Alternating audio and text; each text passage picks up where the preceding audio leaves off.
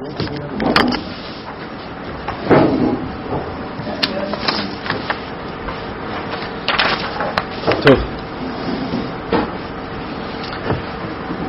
בוקר טוב. היום מטבע הדברים נעסוק גם בעניינים של הימים הללו, של ימי בין המצרים, מגילת איכה, גם, אבל נתחיל היינו נשמת אברהם שושן בר עליה.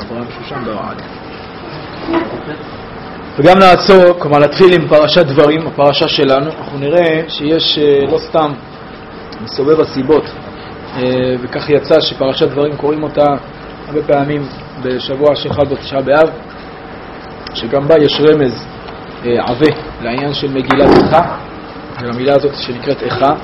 אנחנו נעמוד על המילה הזאת, נראה שהמילה הזאת חוזרת כמה וכמה פעמים בתנ"ך בכל מיני עניינים, ונראה את הקשר ביניהם, ודרך זה אולי לברר את החוט המקשר של חורבן בית ראשון ובית שני. אנחנו יודעים שבית ראשון נחד על 3 עבירות: עבודה זרה, גילוי עריות, שפיכות דמים, שעיקרם זה בין אדם למקום, אולי חוץ משפיכות דמים, זה גם קשור בין אדם לחברו. ובית שני זה עיקרו בין אדם לחברו, זה העניין של שנאת חינם, וזה העניין שעדיין לא תוקן. ובכל דור תובעים מאיתנו לתקן את הדברים שקרו בבית ראשון, בבית שני יותר נכון, וכל עוד שזה לא נתקן אז הבית לא נבנה, כמו שכתוב בירושלמי, שכל דור שלא נבנה כאילו נחרב בימיו. ואולי דרך מה שנראה, מה שחז"ל אומרים לנו, מלמדים אותנו דרך הפרשה שלנו, לראות אולי את השורש, איפה מתחיל השורש של חורבן הבית. אנחנו נראה שיש פה תהליך מאוד מאוד מאוד ארוך שמתחיל מאות ואולי אלפי שנים לפני שחרב הבית, עד שמה שנקרא, זה כמו שנראה פה במשל שמובא כאן, החוט הדק הפך להיות חבל עבה, ועד שכל העסק יתעבה ויתעבה ויתעבה עד שזה הגיע לחורבן הבית, ומזה אולי אפשר ללמוד גם קצת למה שקורה היום. אז אנחנו נתחיל בפרשה שלנו. הפרשה שלנו מבוא פסוק פה שהבאנו אותו בכותרת, שזה איכה אשא לבדי תורככם. זה דברים שמשה רבנו אומר לעם ישראל. הרקע הוא מצוות התוכחה שמוכיח אותם בני ישראל בתחילת הפרשה ברמז. זה אלה הדברים, ורש"י פה עומד על כל אחד מהדברים שהוכיח אותם, וזה אחד התוכחות. פה מדובר על מינוי שרי אלפים, שרי מאות, שרי 50 ושרי עצרות. אותו העצה מופלאה שהציע יתרו והסכים לה הקדוש ברוך הוא. בפרשת יתרו, עכשיו אנחנו לא יודעים כל כך את הרקע. כלומר, אנחנו יודעים? אנחנו לא יודעים בדיוק את הרקע. כלומר, אנחנו יודעים שיתרו אומר למשה רבנו נבול תיבול. והשאלה שעומדת, מה באמת משה רבנו היה נובל? אדם כזה גדול, אדם שיכל לעמוד מול מלאכים, היה באמת מתעייף, שייך אצל משה רבנו התעייפות. כתוב שבין 120 שנה לא נס לחו וכו' וכו', היה אדם עדיין צעיר וחזק. אז איך שייך אצלו התעייפות, אדם שהוא איש אלוקים. ופה התורה שופכת לנו אור, כן, תודה. שופכת לנו אור בעצם מה קרה כאן, מה היה שם בפרשת יתרו, ודרך זה אנחנו נצא. אז איכה אשא לבדי תורככם, כאן אנחנו רואים את הטעם למינוי השופטים בעם ישראל. אז אומר משה רבנו, ממש זה בתחילת הפרשה, ואומר עליכם בעת ההיא לאמור, לא אוכל לבדי שאת אתכם. אנחנו ניגע גם במילה הזאת לאמור, אנחנו רואים פה שזו אמירה של משה רבנו, אבל משה רבנו משתמש גם במילה לאמור. בדרך כלל שכתוב לאמור, למי הכוונה? וידבר השם אל משה לאמור. בדרך כלל זה דיבור של הקדוש ברוך הוא, ופה יש לנו משה רבנו וגם מדבר וגם מוסיף את המילה לאמור. אומר משה רבנו לא אוכל לבדי שאת אתכם. יש פה וידוי אישי של משה רבנו שאומר שהוא לא יכול לבד. אז בתקופה ההיא של פרשת יתרו, אחרי היציאה ממצרים, פה אנחנו עומדים ערב הכניסה לארץ ישראל כבר, לפני 40 שנה, אומר משה רבנו לא אוכל לבדי שאת אתכם. וזה כאן מתעצמת השאלה איך באמת משה רבנו לא יכל, אבל משה רבנו מסביר. השם אלוהיכם ירבה אתכם, והנכם היום ככוכבי השמיים לרוב. איפה הוא ירבה אתכם? זה במצרים. ושם שישה הייתה יולדת בקרס אחד. במדבר לא מצינו שהיה ריבוי על טבעי, כן, תמיד זה אותם מספרים פחות או יותר, שכל פעם שיש ספירה זה עומד סביב 600,000 גברים פחות או יותר, מתים במגפה, מולדים, זה פחות או יותר המספר. אז השם אלוהיכם ירבה אתכם, זה כנראה במצרים, והנכם היום ככוכבי השמיים לרוב. ואז מה? ואז אתם הרבה, ובעצם זה כבד עליי, כמו שאומרים, זה גם מוזר מאוד. השם אלוהי אבותיכם יוסף עליכם ככם 1000 פעמים, מכאן הברכה, יברך אתכם כאשר דיבר לכם. הברכה הזאת שמשה רבנו מוסיף כאן, האור החיים הקדוש מביא את דברי הזוהר, כמו שכל ספרדי מצוי יודע, שברגע שמזכירים איזשהו מניין, או מזכירים שיש לך הרבה ילדים, מה מיד אומרים? הקדוש ברוך הוא יוסיף עליך וייתן עליך. זה מופיע, המקור של זה בזוהר. שברגע שיש ריבוי, מישהו מברך, מישהו מזכיר ריבוי בעם ישראל, ריבוי אוכלוסין, או ריבוי פרנסה וכו' וכו', מיד מידת הדין מקטרגת על העניין, ולכן צריך להוסיף על זה ברכה. אתה מזכיר איזשהו משהו שיש למישהו הרבה כסף, תגיד לו, אז הקדוש ברוך הוא יוסיף עליך, ייתן לך, יוסיף לך עוד, שהעין שלך לא תיראה עין צרה. והמקור זה מכאן, ממשה רבנו כאן. עכשיו משה רבנו מוסיף עוד משפט, עוד פסוק שמאוד דומה להתחלה. כלומר, הסיבה הראשונה הייתה בגלל שאתם רבים. הסיבה השנייה, אשא לבדי תורככם ומסעכם וריבכם. יש פה תורח, יש פה מסע ויש פה ריב. הבו לכם אנשים חכמים ונבונים וידועים לשבטכם ואשימם בראשיכם. תענו אותי ותאמרו טוב הדבר שדיברת לעשות, ויקח את ראשי שבטכם אנשים חכמים וידועים ויתן אותם ראשים עליכם שרי אלפים, שרי מאות, שרי 50, שרי עשרות, לשוטרים לשבטכם. זה העצה של יתרו. אז יש פה שני דברים. אחד זה ריבוי האוכלוסין, ואז בעצם משה לא יכול להתגבר על כל המסה הזאת, זה הפשט. לא יכול להתגבר על כל המסה הזאת של הקהל.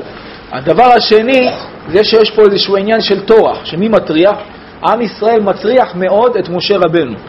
וצריך להבין מה קורה כאן. אז בואו נראה פה שני דיבורי המתחיל ברש"י, המקור שלו זה מדרש. התלבטתי להביא את המדרש ואת רש"י, בסוף הבאתי את דברי רש"י.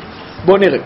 רש"י אומר על פסוק ט', פסוק ט' זה הפסוק הראשון שקראנו, שמשה רבנו אומר לא אוכל לבדי שאת אתכם. אומר רש"י, ואמר עליכם בעת ההיא לאמור. מהו לאמור? אמר להם משה, לא מעצמי אני אומר לכם, אלא מפי הקדוש ברוך הוא. כלומר, אני באמת יכול לסבול אתכם, אבל הקדוש ברוך הוא ציווה שלא אסבול אתכם, אלא שאני מנה שופטים. למה? פסוק י' לא אוכל לבדי. אפשר, אומר רש"י, שלא היה משה יכול לדון את ישראל, אדם שהוציאה ממצרים, וקרע להם את הים, והוריד את המן, והגיז את הסלב, לא היה יכול לדונם. מה, משה רבנו לא היה לו אפשרות, מה הוא היה מתעייף? איך אפשר להגיד דבר כזה? אלא כך אמר להם, השם אלוהיכם ירבה אתכם, הגדיל והרים אתכם על דייניכם, נטל את העונש מכם ונתנו על הדיינים. כלומר, משה רבנו אומר להם, דעו לכם, כאשר מתמנה דיין על הציבור ובאים אליו לדין והוא טועה בדין, העונש מוטל עליו, הוא סופג את הכל. זה האחריות הגדולה שיש לדיין, כן? לא מלכות אני נותן לכם, אלא עבדות אני נותן לכם. הדיין הוא לוקח את האחריות הכל על הגב שלו. משהו שופט, אם הוא טעה, זה על הגב שלו. הטעות על הגב שלו. וכן אמר שלמה, כי מי יוכל לשפוט את עמך הכבד הזה? ככה שלמה אומר. אפשר מי שכתוב בו, ויחכם מכל האדם, אומר מי יוכל לשפוט? מה שלמה לא יכול לשפוט? יכול לשפוט. אלא כך אמר שלמה, אין דייני אומה זו כדייני שאר אומות, שאם דן והורג ומכה וחונק ומטה את דינו וגוזל, אין בכך כלום. אצל הגויים לא בעיה, נכון? הולכים שם על כיכר תחריר, איך קוראים לזה? אין שום בעיה, יורים בכולם והכל בסדר ואנחנו מבסוטים. אצל היהודים חס ושלום זה לא כך. אם אני חייבתי ממון, אומר שלמה המלך, שלא כדין, נפשות אני נתבע. אם אני מחייב מישהו ממון שלא כדין, אני הקדוש ברוך הוא תובע אותי כאילו חייבתי אותו נפשות. עד כדי כך. תראו איזה תביעה של דייני ישראל. שנאמר, וקבע את קובעיכם נפש. כלומר, הקביעות שלכם, אם קבעתם לו שלא כדין, הקדוש ברוך הוא מחזיר לכם מידה כנגד מידה, אבל יותר מידה כנגד מידה, הוא נותן לכם כנגד הממון, אפילו לוטל את הנפש. אז זה מה שמשה רבנו אומר בשלב הראשון. כלומר, משה רבנו אומר, אתם יודעים למה אני צריך דיינים? למה אני צריך דיינים? כי אני יכול לשפוט אתכם. אלא מה? שיש פה איזשהו משהו שאם אני אטעה חס ושלום, אז הקדוש ברוך הוא יעמיס עליי. זה גם קצת מוזר. כלומר, נו, והקדוש משה רבנו מה, הוא יטעה? ואם משה רבנו עכשיו צריך לעבוד קשה יותר, אז שיעבוד קשה יותר. לכן משה רבנו ממשיך פה לשלב הבא, שזה כנראה לא הסיבה היחידה, ומשה רבנו אומר, פסוק י"ב, אשא לבדי תורככם ומסעכם וריבכם, ופה מוסבר למה משה רבנו חושש שהוא יכול להגיע אולי לידי, קשה להגיד לידי טעות, אבל לידי דברים שאולי יהיה בהם חוסר דיוק. אומר רש"י, אשא לבדי, אם אומר לקבל שכר לא אוכל, אז תגידו טוב לא נורא, בסדר, אז תתאמץ, אז תקבל על זה שכר, תישאר אתה הדיין היחיד. לא אוכל, אומר משה רבנו. זוהי שאמרתי לכם לא מעצמי אני אומר לכם, אלא מפי הקדוש ברוך הוא. הקדוש ברוך הוא זה שציווה אותי. למה? איך אעשה לבדי, אומר הפסוק, תורככם ומסעכם וריבכם. ושימו לב מה התורה ומה המסע ומה הריב שהיו רבים בני ישראל. כן.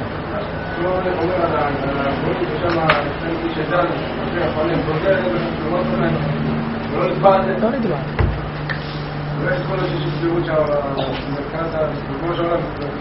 לא מפקיע, יש להם משפט, אבל זה הקדוש ברוך הוא לא תובע על זה. אם הרגו שלא כדין, שווים כמר מדליק, שום דבר, לא שווה. יש צדק, על פי יש את רעו חיים בהם, אם להם הוראה של מלכות, יש את רעו חיים בלום, יש להם הוראה של מלכות, אבל הקדוש ברוך הוא לא תובע אותם אם הם דנים שלא קצה. הוא לא תובע אותם, כשהם הורגים אחד את השני, הוא לא תובע אותם. מה זה תורככם, מסעכם וריבכם? אומר רש"י תורככם, בשורה השנייה, לפסקה הזאת של רש"י, פרק א' פסוק י"ב, תורככם מלמד שהיו ישראל טרחנים. היה אחד מהם רואה את בעל דינו נוצח בדין, רואה שככה העסק הולך לפני הדין לפני משה, רואה שהעסק נוטה לכיוון אחד מהצדדים, הוא אומר יש לי עדים להביא, אפילו שאין לו. ולא, רגע, תעצור, יש לי עוד עדים להביא, יש לי ראיות להביא. מוסיף אני עליכם דיינים, אומר לא מספיק 3 דיינים, אני רוצה 5 דיינים, אני רוצה 7 דיינים, אני רוצה 23 דיינים. הוא אף פעם לא נותן לדין להיגמר, הוא מטריח כל הזמן, הוא מעייף, כן, זה אחת השיטות של הפוליטיקאים והדינים, כן, הם מעייפים, כן, בירוקרטיה כזאת, זה הטרחנים, היו מעייפים את משה, לא נותנים לו לחתוך את הדין, זה אחד הדברים, זה התורה, ומסעכם, מה זה מסעכם? אומר רש"י מלמד שהיו אפיקורסים, מה זה אפיקורסים? אפיקורסים זה כל מה שתעשה, אגיד לך, נסביר לך את זה בדרך טבעית, או בדרך לא טובה, או בדרך אחרת. אקדמיה, כן. הקדים משה לצאת, אם הוא היה יוצא מוקדם לנץ, מוקדם בבוקר, אמרו, מה זה? לא קשה להגיד ככה בני ישראל. אנחנו יודעים, אנחנו רוצים לגוע. אמרו, מה ראה בן עמרם לצאת? למה יוצא מוקדם? שמא אינו שפוי בתוך ביתו, אולי יש בלגן בבית. יש מריבות, אז הוא כמה שיותר מוקדם, כמה שיותר מוקדם, יצא לפני שהאישה מתעוררת. שמא אינו שפוי בתוך ביתו, איחר לצאת, אומר רש"י, אז הוא יצא קצת מאוחר לתפילה של 8 בסמך משה, איחר לצאת, אמרו, מה ראה בן עמרם שלא לצאת? למה הוא יצא מאוחר? מה אתם סבורים? יושב ויועץ עליכם עצות רעות וחושב עליכם מחשבות. יודעים למה הוא יושב בבית? הוא כבר תופר לעצמו את על זה, מה יגיד לשבט הזה, איזה מצוות יוסיף, איזה מצוות לא תעשה, איזה מצוות תעשה. חשבתי, משה אומר להם שהם סבורים שהוא יושב וחושב עליהם לעשות רעות. הם אומרים על משה, הם עשה אחר. אז תחשבו איך האנשים היו באים לדין, כאילו הם מתענים. דבר שלישי, וריבכם, מלמד שהיו רוגנים. מה זה רוגנים? כן, בתרגנו בו לכם, זאת אומרת שכל דבר טוב שמשה רבנו היה עושה, היו האנשים שדואגים לפרש את זה כדבר רע. כמו שאמרו, בשנאת השם אותנו, הוציאנו ממצרים. למה הקדוש ברוך הוא הוציא אותנו ממצרים? בגלל שהוא שונא אותנו. כל דבר טוב שמשה רבנו היה עושה להם, היו רוגנים עליו, עד כדי כך. אז פה אנחנו רואים דברים קשים. כלומר, מה משה רבנו אומר? למה אני, או למה הקדוש ברוך הוא החליט שאני לא אשפוט אתכם? בגלל שאתם טרחנים. בגלל שאתם מוסיפים ומעייפים, ועוד מסע, ועוד זה, ועוד קשה מאוד. לכן יש פה גם מקום, אפשר שבנו. אז לכן משה רבנו אומר, אני לא יכול כבר לשאת, הקדוש ברוך הוא אומר בשם משה רבנו, הוא משה רבנו לא יכול לשאת, זו אחריות כבדה מדי, גדולה מדי, לכן אנחנו מפזרים את האחריות לכל שרי אלפים, שרי מאות, שרי 50 ושרי 10. זה הטרוניה שיש פה, זה התוכחה שמוכיח פה משה רבנו את עם ישראל, חלק מהתוכחות. רק נסיים את הפרק הזה ונמשיך הלאה. אומר רבנו בחיים, מה הרקע של כל העניין? ואומר עליכם בעת ההיא, על ידי יתרו, שאמר לי, והקדוש ברוך הוא הסכים על ידו. כעניין שכתוב, בציווך אלוהים ויכול תעמוד. יתרו ראה את הבלגן הזה, ואז יתרו אמר למשה רבנו, תשמע, זה לא אפשרי, זה לא הגיוני מה שקורה כאן. אתה לא יכול לעמוד בזה. בכל התורח הזה והמסע והעין רעה שיש כלפיך, לכן אתה צריך למנות שרי אלפים, שרי 50, הלך שאל את הקדוש ברוך הוא, הקדוש ברוך הוא הסכים. זה מה שקרה, אנחנו נחזור להבין את זה קצת יותר, את מה שקורה כאן, למה שקרה כאן בעניין הזה, אבל זה הפרשנות הפשוטה של העניין. אחרי זה שנלך לעניין הזה של איכה, כי מוזכר פה העניין של איכה, וחז"ל מבינים שלא סתם משה רבנו משתמש במילה הזאת של איכה. ננסה להבין מה העומק של העניין. כן. בעצם כאילו משה רבנו יכל יכל לעמוד, אבל יתרו אומר לא יכול להיות שאומה מתוקנת תתנהל בצורה הזאת? אפשר לומר כך, למרות שמדברי רש"י משמע שמשה רבנו, כמו שאתה אומר, יכול לעמוד, אבל יש פה איזשהו חשש שמהתורך המרובה אולי הדין לא יצא בדיוק כמו שהוא צריך לצאת. יכול להיות שמבחינת משה רבנו מהגדלות שלו הוא מסוגל, מבחינת המעמד של עם ישראל בדרגה שהם נמצאים, הם לא מסוגלים שיהיה רק מישהו אחד, כי כל פעם הם ימצאו ויעשו את כל מה שראינו מקודם. זה חייב להיות עוד לאוזן. יכול להיות, כן. אבל את הנקודה שאני רוצה למצוא כאן אנחנו נראה בעזרת השם בהמשך. מאיפה אבל הלימוד שהקדוש ברוך הוא אמר לו את זה וזה לא דעתו? ואומר עליכם בעת ההיא לאמור. מהו לאמור? מכאן. עכשיו גם משה רבנו לא יכול, אין כמעט דבר. הקדוש ברוך הוא אמר לי לומר לכם? כן, כן. אז בואו קצת ננתח את המילה הזאת איכה. איכה אשא לבדי תוככם מסעכם וריבכם. האיכה הזאת מופיעה 3 פעמים בתורה. ב3 פעמים בנביא, היא מופיעה יותר פעמים, אבל 3 פעמים בנביא אנחנו נתמקד בהם. אז אני כתבתי פה בבית איכה לשון קינה. האמת שזה מחלוקת בפירוש המילה איכה. הפירוש המילולי של המילה איכה מה זה? זה איקה, נכון? איקה, אנחנו ניגע גם במילה איקה, שזה אותו פועל, אותם אותיות. אבל מה זה איכה? איכה, כן, כיצד? איך אשא לבדי תוככם מסעכם? איכה יש בה בדד, העיר בת ים? איך יש בה לבדד? כיצד יש בה בדד? בסדר? זה משון איך, איכה. חז"ל דורשים שאיכה זה לשון קינה או לשון של תוכחה. שימו לב, תראו מה כתוב כאן באיכה רבה, על איכה יש בה בדד, יש מחלוקת. רבי נחמיה אמר אין איכה אלא לשון קינה, הוא מביא פסוקים, אני דילגתי עליהם ברשותכם. רבי יהודה אמר אין איכה אלא לשון תוכחה. מה ההבדל בין קינה לתוכחה? מה אתם אומרים? מה ההבדל בין איכה, בין קינה לבין תוכחה? אז תוכחה... קינה זה מה שהיה, ותוכחה זה... איך? אני לעצמי ואני לאחרים. למה לעצמי? אני לעצמי זה קינה, אני מקונן על מה שאני עשיתי. לא, אבל נגיד האיכה של בדד, העיר בת ים, האיכה לזונה, קריה נאמנה. כן, זה נראה פשוט שתוכחה אני רוצה ללמד משהו את עם ישראל. קינה אני מקונן על מצב נתון שאני רואה.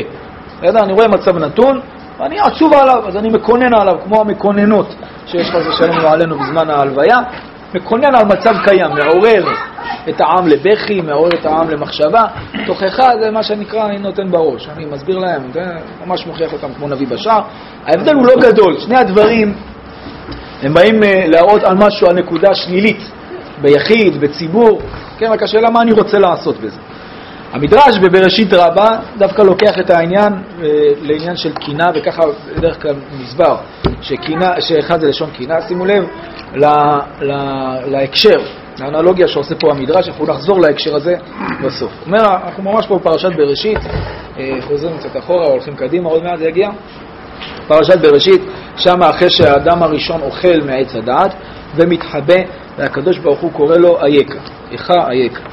ויקרא השם אלוהים אל האדם, כך כתוב בספר בראשית, בפרשת בראשית. אומר לו, אומר המדרש, מה זה ויקרא השם אלוהים אל האדם? מה אמר לו? אומר המדרש, איך אבית? כן, כלומר, מה נהיה איתך? מה נסגר איתך, כמו שאומרים? אתמול לדעתי, אתמול היית איתי, ועכשיו לדעתו של נחש. אתמול מסוף העולם ועד סופו, היית רואה מסוף העולם ועד סופו, ועכשיו בתוך עץ הגן הצטמצמת. מה הקדוש ברוך הוא מתאר פה? משהו שקרה בפתאומיות, כן? קרה פה איזה משהו שהיית בצד אחד, הכי קדוש מכולם, פתאום הצטמצמת. מה קרה? אמר רבי אבו בשם רבי חנינה, כתיב, והמה כאדם עברו ברית. כלומר, הדור, זה נבואה של חורבן, אותו דור שבגללם נחרב בית המקדש, הם דומים לאדם. איזה אדם? אדם הראשון. כמו שאדם הראשון עבר את הברית, עבר על הברית, וזה קרה בפתאומיות, ככה קרה לעם ישראל. המה כאדם הראשון. מה האדם הראשון? הכנסתי לתוך גן העדן וציוויתיו, ועבר על ציווי, ודנתי אותו בשילוחין ובגירושין, וכוננתי עליו איקה. נכון? איקה זה לא היה קינה, זה היה חיפוש. פה המדרש אומר שהאיקה של הקדוש ברוך הוא כבר רומז לאיקה אחר. פה בהמשך מה שדילגתי זה כל הפסוקים שמוכיחים את זה. כוננתי עליו איקה, שנאמר ויקרא השם אלוהים אל האדם ויאמר לו איקה. אומר המדרש, איכה כתיב. כלומר, אם אתה קורא את זה לא בניקוד של זה, אז זה יוצא לנו איכה. ואיכה זה לשון קינה. הקדוש ברוך הוא בוכה על מה שקרה לאדם הראשון. אב בניו, כן, מעשה אבות סימן לבנים, אב בניו, הכנסתים לארץ ישראל, וציוויתים, ועברו על הציווי, דנתי אותם בשילוחין ובגירושין, וכוננתי עליהם איכה. כוננתי עליהם איכה, שנאמר איכה ישבה בדד, העיר הבתים. אז הנה אנחנו רואים שאיכה, אומר המדרש פה בבראשית רבה, איכה זה לשון קינה, המדרש קושר בין האיכה או האיכה של אדם הראשון, לבין האיכה של דור החורבן של ירמיהו של מגילת איכה. אנחנו נחזור להקשר הזה, אבל רק מה שרצינו יוצאים מכאן בינתיים, שאנחנו רואים שהלשון הזאת של איכה, כלומר, אם אני חוזר למה שקורה עם משה רבנו, שמשה רבנו אומר, איכה אשא לבני תוככם, מסעכם וריבכם. משה רבנו פה לא רק מסביר או מוכיח, אלא משה רבנו גם מקונן. משה רבנו בוכה על איזשהו דבר חמור מאוד שהוא רואה בעם ישראל, למרות שכלפי חוץ במדבר, במצב הזה כשיתרו מגיע, הכל מתוקן. זה ממש לפני מעמד הר סיני. עוד לא חטא העגל, הכל בסדר בינתיים. אבל משה רבנו רואה איזושהי נקודה, היא מאוד מפריעה לו, והוא מקונן עליה. יותר נכון, הקדוש ברוך הוא דרך משה רבנו, הוא מקונן עליה והוא מזכיר את התורה, את המסע ואת המריבה שבני ישראל מטריחים את משה במדבר. יכול להיות שאפשר להעמיד תוך אחד גם שתקינה על המצב הקיים? מצב של צריכה בסוג של מסוים של ביקורת. ביקורת היא גם נכון, לכן אמרתי שההבדל הוא לא כזה גדול. כלומר, תוכחה היא בכי על מצב קיים ותלמדו מזה, וקינה זה כאילו אין כבר מה לעשות. אבל ההבדל הוא לא כזה גדול. עכשיו אנחנו רוצים ללכת, אם אנחנו הבנו שאיכה זה לשון של קינה, ולשון של בכי וצער על דבר שקרה או על דבר שקורה, אז בואו נלך לעוד שני איכה. אחד מופיע בהפטרה שנקרא שבת, כן? שבת חזון, בישעיה, ואחד זה, מקווה שלא נצטרך לקרוא, אבל אם נקרא בתשעה באב זה מגילת איכה. אז הראשון, זה איכה הייתה לזונה קריה נאמנה, כן? מלאתי משפט צדק ילין בה ועתה מרצחים. מה אומר הפסוק? הפשט של הפסוק. איכה הייתה לזונה, כלומר ישעיה מה רואה? איכה הייתה לזונה קריה נאמנה, כלומר אותה קריה נאמנה שזה ירושלים, זה לא רק הבניינים, זה הבני אדם, כן? זה מה שעושה את התוכן של העיר. אז אותה קריה נאמנה, אותם האנשים נאמנים שהיו שם, יכולו להיות מופקרים, כן? זה איך הייתה לזונה, יכולו להיות מופקרים. מלאתי משפט צדק ילין בה ועתה מרצחים, כלומר בהתחלה היה בה צדק, משפט, היו דנים דין תורה, עכשיו מה? עכשיו הפקרות מוחלטת, עכשיו מרצחים. אם אנחנו מנתחים את הפסוק הזה עוד פעם לפי הפסיק ששמתי, מה ההבדל בין החלק הראשון לחלק השני? זה אותו דבר, לא? פה נאמנות, הפקרות, פה נאמנות, הפקרות, נכון? מה ההבדל? החלק השני יותר קל, מדבר על דין ומשפט. דין ומשפט זה בין אדם לחברו. וקריה נאמנה זה נאמנות. מה זה נאמנות? נאמנות זה בדרך כלל נאמנות לקדוש ברוך הוא. יש פה הפקרות, כלומר הייתה נאמנות לקדוש ברוך הוא ועכשיו הפקרות. הייתה נאמנות בין אדם לחברו, צדק ומשפט, ועכשיו הפקרות מוחלטת. זה מה שישעיהו מתאר. זה המצב שהוא רואה, בית המקדש עדיין בבניינו, עם ישראל נמצאים על אדמתם, הכל בסדר, מבחינה חיצונית בינתיים. אומר המלבי, מה קורה כאן? איכה, מצייר במליצתו, כמו במשל, כאילו איש פלוני אלמוני, ראה את ירושלים זה מקרוב. אתם זוכרים את המדרש מקודם, שהקדוש ברוך הוא אומר לאדם ראשון, מה קרה לך? תוך שנייה אתה התהפכת? איך זה קרה פתאום? אומר המדרש כאן, אומר המלבי כאן, ראה את ירושלים זה מקרוב, והייתה בתכלית הצדק והאמונה, ועתה בא שנית לתוכה וראה כי נהפכו כולם לרוע להשם ולאנשים. גם לקדוש ברוך הוא נהיו רעים וגם לאנשים נהיו רעים. והוא מתפלא ושואל, איך נהייתה השינוי הזאת פתאום? איך זה קרה פתאום? כי אם יקרה שהצדיק הגמור ישחית דרכו ויתעבר רשע גמור, בהכרח יהיה זה בהדרגה, שיתחיל לעבור על חטאים קלים, וכן יתמוטט מצדקתו לאט לאט, עד שישוב להיות רשע גמור. אבל זה נמנע במציאות שברגע הזה שהוא צדיק גמור, יתהפך לאיש משחית, ואם כן ישתומם, וזה האיכה כיצד, איך נהיה כשינוי הפתאומית הזאת בירושלים? כלומר, מה קורה כאן? הנביא מקונן על תוצאה שהוא רואה עכשיו, על משהו שהוא קיים, הווה, שהוא רואה עכשיו, והוא מתפלא, איך זה קרה פתאום? חייב שיהיה פה איזשהו תהליך. כשאתה רואה מישהו, אני אקח את זה לחיים שלהם, פתאום מישהו זה, פעמים ככה שואלים אותו, הבן שלי תוך יום או שבוע, הפסיק תפלל, הפסיק זה, אין דבר כזה, זה אין מציאות כזאת בעולם. כלומר, יש, אנחנו רואים את זה, אבל זה לא קרה פתאום. אתה יודע שכשהוא כבר רואה את עצמו חודשים ואולי שנים בלי כיפה, או הולך, הוא רואה את עצמו, רק הוא עדיין נמצא בחברה מסוימת, הוא עדיין נמצא בישיבה, לא יודע איפה, אבל המוח שלו כבר לא שם, הוא כבר עובר את התהליך בראש. זה קורה לאט לאט, אתה פשוט לא שמת לב, או שאולי לא רצית לשים לב, אתה איך הנוח שהוא הולך לתפילה, שהוא שם כיפה, אבל לא שמת לב לנקודות התורפה, לא שמת לב לנפילות. לא חשבת איך מתחזקים את זה. המשכת, ופתאום זה בא לך בבום. למה בא לך בבום? הדבר החיצוני בא לך בבום. אבל הפנימיות, השורש, כבר התחיל מזמן לצמוח. זה כבר קרה משהו מאוד מאוד פנימי, יש פה תהליך פנימי מאוד מאוד עמוק בתחילה. הנביא פה מקונן על משהו שקרה פתאום, משהו חיצוני, פעם היה. זה, ועכשיו קרה כך. הוא אומר איך קרה התהליך. ממשיך המלבים ואומר, הייתה לזונה, יען ששלמות האדם תלוי בשני עניינים. זה בין אדם למקום, בין אדם לחברו. א', במעשים שבינו לבין קונו, ב', במעשה הצדק בינו לבין חברו. לזה כפל דבריו. כן, לכן יש לנו חלק של הפסוק, חייתה לזונה קריה נאמנה, זה בין אדם למקום. שני, זה בין אדם לחברו. רוצה לומר אם בשלמות, בשתי שורות האחרונות, שבין אדם למקום, הלא זה כרגע הייתה קריה נאמנה לאלוהיה בתכלית האמונה, ואיך בעוד שהיא נקראת בפי כל בשם קריה נאמנה, נהפכה לבגוד בהשם כזונה, בוגדת באלוף נעוריה. איך זה קרה פתאום? ואם בשלמות שבין אדם לחברו, הלא הייתה מלאה משפט בכל רחובותיה, בתי דין שבירושלים, ולא תחשוב שהיה זה בזמן קדום, זה קרה לא מזמן, אומר ישעיה, עד לא מזמן היית בסדר. איך פתאום הכל התהפך? רק צדק ילין בה, שעוד בלילה הזאת הועברה. לאן בא הצדק? והיה בתוכה עד אור הבוקר, ואם כן איך ועתה בלילה הבא ילינו בה מרצחים לרצוח נפשות. זה מה שמקונן ישעיה, הוא מקונן מצב נתון לפני החורבן. כבר אז הוא רואה את מה שקורה שם, והוא מקונן איך יכול להיות שזה קרה פתאום. אנחנו עוברים לאיכה הבא, אנחנו נחזור לכל העניינים, אנחנו עוברים לאיכה הבא, וזה האיכה של מגילת איכה. איכה ישבה בדד, אז מגילת איכה כתב ירמיה, זה המגילה ששרף המלך באש, המלך יהויקים. איכה ישבה בדד, העיר רבת ים הייתה כאלמנה, רבתי בגויים, שרתי במדינות הייתה למס. מה אומר פה? מה הפשט של הפסוק? אומר, איכה ישבה בדד העיר רבת ים, כלומר הייתה העיר שהיא מלאה אוכלוסין, ועכשיו העיר הזאת היא שוממה. ירמיה מקונן כאן על משהו, על אחרי החורבן, על קרה החורבן.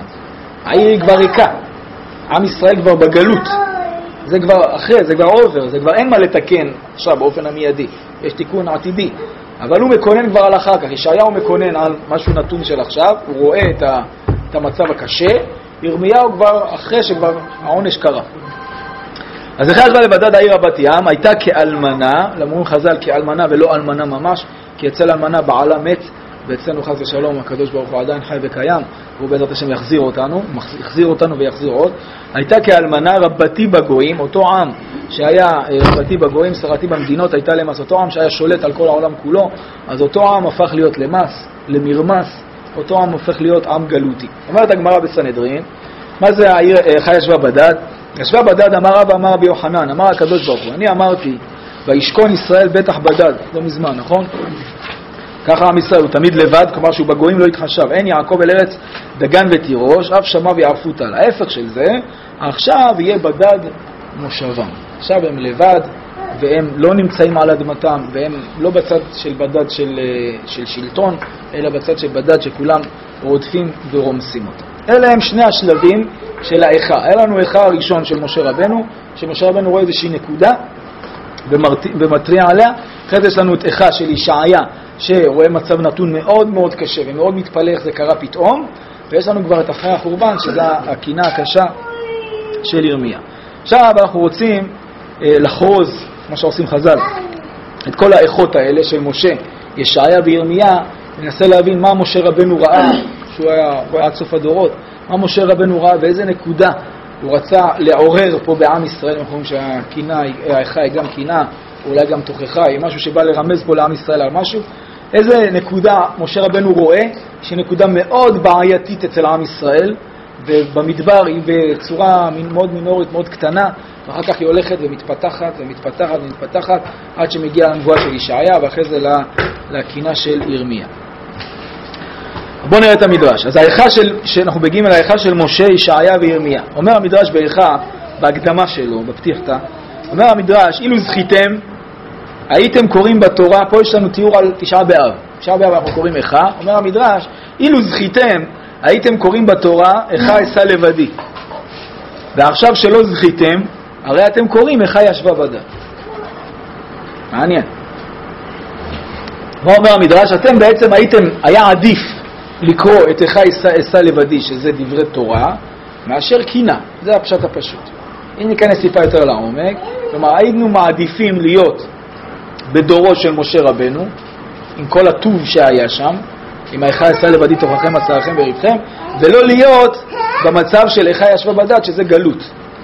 אבל גם איכה אשא לבדי תוככם עשרכם וריבכם, זה גם לא מצב כל כך טוב. כלומר, גם שם אנחנו רואים שמשה רבנו מקונן, וגם לא מצב חיובי. אז מה בעצם המדרש אומר כאן? בואו ננסה להשלים את זה עם עוד מדרש, גם באיכה. אומר המדרש, איכה ישבה בדד. 3 נביאים ניבאו בלשון איכה. ואלו הם, משה, ישעיה וירמיה. משה אמר איכה אשא לבדי, ישעיה אמר איכה הייתה לזונה כי היא נאמנה. ירמיה אמר איכה ישבה בדד. מה העניין? מה זה קשור? אז מה, בגלל שכולם התבטאו במשפט אחד, לשון אחד, מה הקשר ביניהם? אומר המדרש, אמר רבי לוי, משל למטרונה אחת, כלומר לאישה עשירה מאוד מאוד מכובדת, שהיו לה 3 שושבינים. מה זה 3 שושבינים? 3 אנשים שמאוד קרובים אליה, מאוד אוהבים אותה, מאוד דואגים לה. אחד ראה אותה בכבודה, אחד ראה אותה איך שהיא מכובדת, שהיא שרה, אחד ראה אותה בפוחזה, שהיא כבר מתקלקלת, ואחד ראה אותה בפחדה. מה זה פחדה? שהיא כבר מצב שהיא כבר בגלות, כמו עם ישראל. יש לנו את משה רבנו, ישעיה וירמיה. אומר המדרש, משה ראה אותם בכבודם, אמר איכה אשא לבדי. אז בכבודם או בכלכלתם? אנחנו נסברנו שמשה רבנו שאומר איכה אשא לבדי, אז יש פה זה כלכלה, משהו לא טוב של עם ישראל. המדרש לא, משה ראה אותם בכבודם, אז הוא אמר איכה אשא לבדי. ישעיה שראה אותם בפוחזן, אמר איכה הייתה לזונה. ירמיה ראה אותם בפחדן, אמר איכה ישבה בדד. באמת המדרשים האלה לא כל כך ברורים מה בדיוק המדרש רוצה לומר לנו, גם המדרש הראשון וגם המדרש השני. אנחנו נראה את הפירוש של האלשך שמשלים אותו גם השפת אמת אחר כך, ואולי בזה קצת נרחיב לראות בה בדיוק הנקודה. אומר האלשך, לכן להשיב על מה שהוקשה לו, כלומר באמת הוא מקשה על המדרש, מה הכוונה, מהי אותה מטרונה, מה כבודה כאן, איזה כבוד יש כאן, מה הקשר בין כל השלושה. להשיב על מה שהוקשה לו, אמר רבי לוי משל למטרונה, לומר לא שאחד חש על מה שלא חש חברו. כלומר, ברגע שהמדרש אומר ששלושה אמרו את אותה מילה, זאת אומרת ששלושתם התכוונו לאותה כוונה. משה רבנו ראה מה שיקרה בדורו של ישעיהו וירמיה. ישעיהו ראה מה שקרה למשה וידע מה שיקרה בדורו של ירמיה, ולכן הוא השתמש באותה מילה. וירמיה שידע מה שקרה אצל משה וידע מה שיש אצל ישעיה, בכוונה השתמש באותה מילה, כי שלושתם רצו לכוון בדיוק לאותה נקודה. מה הנקודה? כי אם שכל אחד דיבר על מה שהיה בימיו, כלומר כולם על אותו כיוון, על אותו רעיון, רק שכל אחד יתייחס למצב הנתון שלו. כי משה ראה אותם בכבודם ובשלוותם במדבר, אותו מעמד הר סיני, לאפו כפחזותם ונבלותם ועונשם. והוא כי אומרו איכה אשא לבדי, היה כשבא יתרו, והיו ישראל אז שלווים וקשרים, ולא היה להם עוון אשר חטא זולתי, היותם טרחנים וסרבנים. וזהו אומרו תורככם. על כן אמר איכה אשא, שלא נצטער רק על הנוגע אל עצמו, כי על כבודו יתברך אינו בעצם. כי הלא הוא יתברך האומר למשה, בניי טרחנים הם, סרבנים הם, על מנת כן תמלא להם שופטים וכו'. שהרי הקדוש ברוך הוא לא היה מקפיד על מידות אלה, ובנים קרעם, ואמר למשה שלא יקפיד גם הוא, ועל כן לא פחזות בהם ולא אימת ניבול, על כן לא היה מקונן רק על הנוגע על עצמו, שאם הדברים קלים הם, אם ימשכו לכיוצא בהם ויהיה כולם עליו, יכבד להיות יחיד. כלומר, מה זה בשלוותם? משה רבנו רואה את התורח שיש לעם ישראל, יתרו רואה את התורח שיש לעם ישראל, שעם ישראל מטריחים. משה רבנו הולך לקדוש ברוך, אומר לו תראה מה עם ישראל מתנהגים, אומר להם הקדוש ברוך הוא אומרים היום, חליק לא נורא, זה לא נורא, זה משהו קטן, זה משהו שאפשר לתקן אותו, על זה אני לא מקפיד. אבל משה רבנו, הקדוש ברוך הוא מצווה את משה רבנו כן להזכיר את העניין הזה, את התורח, את המסע ואת המריבה. אומר לו לפחות לא כטרוניה כללית, זה לא משהו שהוא נגדי, אומר הקדוש ברוך הוא זה משהו שהוא נגדך, הם לא מתלוננים עליי, הם מתלוננים עליך, ולכן אתה תזכיר את זה רק על כבודך. ולכן זה בא, מה שאמר סגיב, לכן זה בא כאילו כאמירה של משה, איכה אשא לבדי תוככם. משה רבנו מתלונן על עצמו, הוא מקונן על משהו שקורה לו. אבל משה רבנו רואה נקודה, שהנקודה הזאת, אותה הוא מוכיח את בני ישראל, שזאת נקודה שהכל בסדר חוץ מהנקודה הזאת. וכאן אני רוצה טיפה להרחיב. זה שיש לכם תורח, מסע ומריבה, זה שהעין שלכם היא רעה עליי, וכנראה לא רק עליי, אלא גם על חבריכם, כי ברגע שאתם רואים את החבר שלכם שהוא נוצח בדין, אתם מיד מוסיפים דיינים ועדים ובלגן וכו'. זה שאתם לא מסוגלים לראות איך אתם מפסידים, ויש לכם כל הזמן הסתכלות לא טובה על החברים שלכם, זה נקודה מאוד שלילית, שהיא נקודה שאם לא תתקנו אותה, היא יכולה אחר כך להתגבר ולהתגבר ולהיות משהו שהוא מאוד מאוד משמעותי. וזה מה שממשיך פה האלשיך. אומר האלשיך, אך ישעיה ראה אותם בפחזותם, שהעבו ופשעו והיו פחוזים, ולא עליהם עדיין הניבול והעונש, עדיין לא נענשו. על כן דאג על כבוד השם, ואמר איך הייתה לזונה קריאה נאמנה.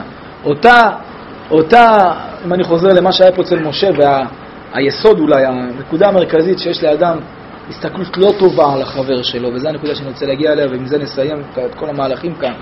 זה הנקודה הזאת של הזלזול, מבין אדם לחברו, אנחנו עוד רגע נראה באדם למקור. ברגע שאדם מזלזל במה שהחבר שלו עושה, ברגע שאדם רואה את החבר שלו בצורה שלילית, בצורה מזלזלת, הוא תמיד מבין שהוא חייב להיות מעל החבר שלו, ואין מצב שהוא מתחת לחבר שלו, הזלזול הזה זה מה שמשה רבנו מתאר לו. זה בדיוק הנקודה. אתם לא מסוגלים להסתכל בעין חיובית על החבר שלכם, ואתם מזלזלים במה שהוא עושה, למרות שהוא עושה דברים טובים כמו משה רבנו, וכל מה שהוא עושה אתם מזלזלים ורואים את זה בעין שלילית, זה הנקודה שמציין פה משה רבנו. הזלזול הזה, משהו שכנראה המשיך עם עם ישראל במשך המאות שנה שאחר כך, ישעיהו בבית ראשון מתאר אותו כבר כזלזול כלפי הקדוש ברוך הוא. ישעיהו מתאר גם זלזול בין אדם לחברו, וגם זלזול כלפי הקדוש ברוך הוא. כזלזול כבר עמוק כלפי החברה בכלל, כן, שהפכו להיות כבר הפקרות מוחלטת, וגם כזלזול עמוק כלפי מצוות התורה.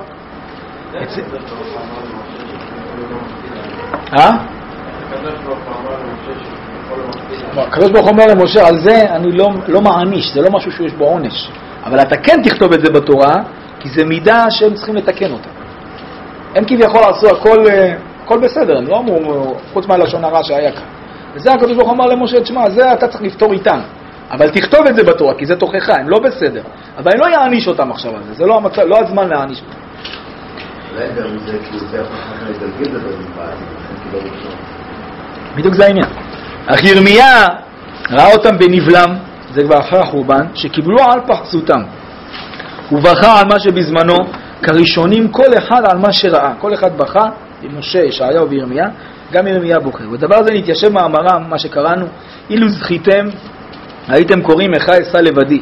עכשיו שלא זכיתם, אתם קוראים איך ישבה בדד.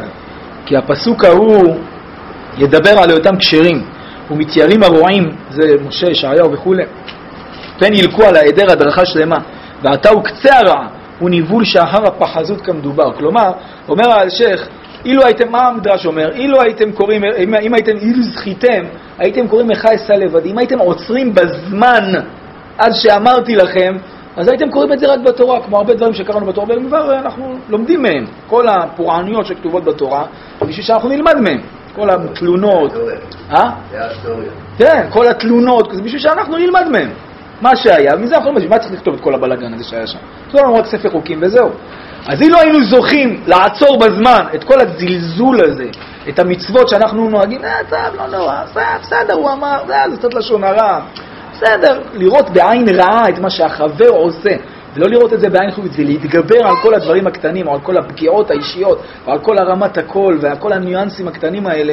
אם היינו יודעים להתגבר על זה, אז היינו זוכים לקרוא את איך אשא תוככם, וזה היה רק כתיאוריה. עכשיו, שלא זכיתם, והמשכתם להתגלגל עם זה עוד מאות בשנים אחר כך, הגעתם לניבול הגדול שזה איך ישבה בדד. משלים את זה, השפת אמת. אומר השפת אמת בפרשה שלנו, במדרש, איך אשא לבדי, איך הייתה לזונה, איך ישבה בדד. ג' שראו המטרונה, זה המשל, בשלוותה, בפחזותה ובנבלותה. העניין הוא, וכל החטאים, שימו לב מה הוא אומר, שבכלל ישראל היה קצת מהם בשורש דורות הראשונים. וכמו כל הזכותים, כל הזכויות של בני ישראל למי אבותיהם, כי אם היו תיקון גמור בשורש, לא היו נצמחים החטאים אחר כך. כלומר, אם היה תיקון אז, זה לא היה מתגלגל. כלומר, כל דור העצים את זה יותר, כל דור שכלל את הסיפור הזה של הזלזול הזה. וזה שכתוב אבותינו חטאו ואינם, ואנחנו עוונותיהם סבלנו. מה זאת אומרת? מה, אנחנו עושים כל העוונות של כולם? מה, יש לנו כתפיים כאלה רחבות? אלא מה הכוונה? הכוונה היא שאבותינו יש להם איזושהי נקודה, הייתה איזושהי נקודה שלילית, ואנחנו ממשיכים, אותו שטות. ממשיכים עם זה, מלבים את זה, עושים את זה עוד יותר משוכלל, עוד יותר טוב לכיוון השלילי של העניין. פירוש כי על חטא קל מעוון, כמו שכתוב שגגות הם חטאים וזדונות עוונות, ועל ידי השוגג שבאבותינו נצמח אחר כך בדורות האחרונים זדונות, וכמו עבירה גוררת עבירה, ומתחיל כחוט זה אחד עשה לבדי תוככם, ומסיים כאבות העגלה, כמו חבל עבה. כן בכלל, אם יש בדורות ראשונים שגגות ועבירות קלות, נמשך אחר כך חטאים גדולים. כמו כן, בזה מה שכתוב אחד עשה לבדי, זה הפרשה שלנו, שלא היה ניכר חטאם בפועל. לא היו רואים את זה כל כך כלפי חוץ, זה לא כמו שאחד עשה לזונה. שלא היו נמשכים אחר הנהגת משה רבנו עליו השלום, לא למדו עם משה רבנו לראות בעין טובה, לא לזלזל, לראות כמו שרבנו רואה בסנה, שלמרות שהוא מאוד רוצה להיות הנשיא של עם ישראל. זה כל מאווייו, זה להציל את עם ישראל. הוא מתנגד כל הזמן. למה? הוא מפחד שהארון ייפגע, שלא חס ושלום לא לזלזל בארון, עד כדי כך. זה לא למדו מהנהגתו של משה רבנו עליו השלום. וזה הביא אחר כך, אחרי הרבה שנים, אחרי מאות שנים, איכה הייתה לזונה. כמו שכתוב בשם הבעל שם טוב, וסרתם, בפרשת קריאת שמע, וסרתם אחר כך בעבדתם אלוהים אחרים. קודם כל וסרתם, לא רואים את זה, זה משהו בלב, אחרי זה מגיע עבודה זרה. וזה נאמר על גדולי העולם כאלה, וזה נאמר על דור המדבר, עוד רגע מקבלים בפרשת יתרו, עוד רגע מקבלים מתן תורה. עוד רגע מקבלים את התורה, הדור הכי מופלא שיש בעולם. אבל משה רבנו רואה את הפגם הזה שיש בהם, ומעיר להם. על הזלזול הזה, הזלזול שיש בין אדם לחברו, הזלזול הקל הזה שאתם לא תתקנו אותו, זה יכול אחר כך להגיע למשהו מאוד מאוד עצום, וזה בדיוק הנקודה, וזה בדיוק השורש. ולפני שנקרא את העניין האחרון, אם זה אחד הדברים שאנחנו רוצים לתקן בדור שלנו, זה אולי גם דבר שמאוד מאוד עושה היום. מה שאנחנו שומעים הרבה בתקשורת, וזה גם נוגע לבן אדם לחברו, וגם בן אדם למקום, אותה ציניות הזאת, אותה הקרירות הזאת, אותה תנועה ביד, של לבטל, לראות בעין רעה, לראות בזלזול את מה שהאחר עושה, את הדברים הטובים שהאחר עושה, לפרש אותם בצורה שלילית ולהאשים אותו בדברים שהוא עושה. זה בן אדם לחברו, ומזה עוד רגע נגיע לבן אדם למקום, שגם כשבן אדם לומד משהו, אז אמרת, בסדר, לא, אז אמרו, אז כתוב, אל תהיה יותר מדי מחמיר. כן, איך שמכניס את היוזבי, נמצא החומרה חדשה. לא, אל תהיה יותר מדי... לא צריך כל דבר וכל עניין וכל זה, למרות שלפעמים זה לא חומרה, זה עיקר הדין, ואם הוא שומע, הוא בסדר, הוא מחליק, הכל בסדר. איך אמרו פעם, יש שם מליצה, ההבדל בין דוד לבין, כך מתכונן דוד על שאול, אז הוא אומר על שאול, ששאול היה לו מגן משוח, דוד אומר על עצמו שהיה לו מגן משוח, ושאול לא היה צריך מגן משוח. מה זאת אומרת? ששאול היה כזה גיבור, ששאול המגן שלו היה ישר, פלטה. ואז מה? ואז היו יורים לו את החצים ואת האבני בליסטראות, אז הוא היה עומד מול, היה יכול לתפוס, וזה לא היה מפריע לו, הוא היה חזק. דוד אומר על עצמו, אני לא כזה חזק, אז מה אני עושה? אני, מה שנקרא, מסית את הכוח, לא עומד מול הכוח. אני עושה מגן אליפסה כזה, ומושך אותו בשמן, בחלב, ואז שמגיע החץ או האבן, אני לא עומד מולה, היא פשוט הולכת הצידה. בסדר? אני רק מסית אותה מהדרך. אז אומרים שמשום מליצה, זה עוד פעם בן אדם, שאתה אומר לבן אדם משהו, שאתה רוצה, אז הוא כל דבר לוקח אותך הצידה. בסדר, זה מסביר לך את זה ככה. אז הוא מגן משוח כזה. כל דבר הוא יודע לקחת אותך לכל מיני כיוונים אחרים. בחלק האחרון אנחנו נראה שבעצם אולי השורש הזה, שמה שמשה רבנו מתאר, יש פה אולי שורש קדום הרבה הרבה יותר, וזה אלפי שנים אחורה, וזה מה שראינו שהמדרש מקודם השווה בין היקה של אדם הראשון לאיכה של איכה ישבה בדד. שימו לב לדברי הזוהר כאן. אז בדלת כתוב שורש החורבן נעוץ בזלזול הראשון, ומי שהכניס בנו את הציניות הזאת, הזלזול הזה, זה אותה זלזול של אדם הראשון, או של חווה יותר נכון, או יותר נכון של הנחש, שמשכנע את חווה, לפי המדרשים, לפי מה שמוסבר, כתוב, לפי הפשט, שמה שאמר הקדוש ברוך הוא זה לא בדיוק מה שהוא אמר. זה לא בדיוק זה לא בדיוק מה שהוא התכוון. כן, מה שאומר לכם לא, זה רק הוא פחד שלא יהיה ככה, ואתם תהיו כאלוהים. הזלזול הזה, הפרשנות הצינית הזאת, היא השורש. זה מה שאומר פה הזוהר, וזה אולי גם הכוונה למדרש הקודם. וזה, דיברנו על בן אדם לחברו, אז זה בן אדם למקום, וזה שתי בתי המקדשות, של בית המקדש הראשון, בן אדם למקום, בית המקדש השני, בן אדם לחברו. אומר הזוהר, על מגילת איכה. רבי לויטס חוזאה פתח, והיווה עשית ביניך ובין האישה, בין זרעך ובין זרעך עד עולם. מה זה עד עולם? אז זה מה שהיה אחרי שהנחש החטיא את אדם וחווה. אז יש שנאה בין הנחש לבין בני האדם. למה? מה זה קשור? למה זה אחד העונשים? זה אחד העונשים שאנחנו לא מזכירים אותם בדרך כלל.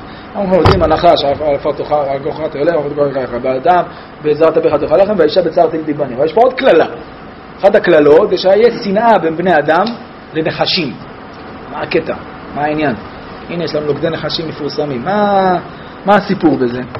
אומר הזוהר, דבבו, כלומר השנאה, סגה, דבבו זה שנאה, דבבו סגה אבל מין יומד יתברע על מה? על עילה דעתה דנחש. כלומר השנאה הזאת בין הנחש לבין בני אדם, מהיום שאדם חטא, כן? היום שאדם חטא, מהאיש שעתה דהתלתיה, התדחיה מקמא תרעה דמלכה. כן? כלומר מהרגע שהנחש, הקדוש ברוך הוא קילל אותו, והוא סילק אותו משער המלך. מה הכוונה? מה העניין?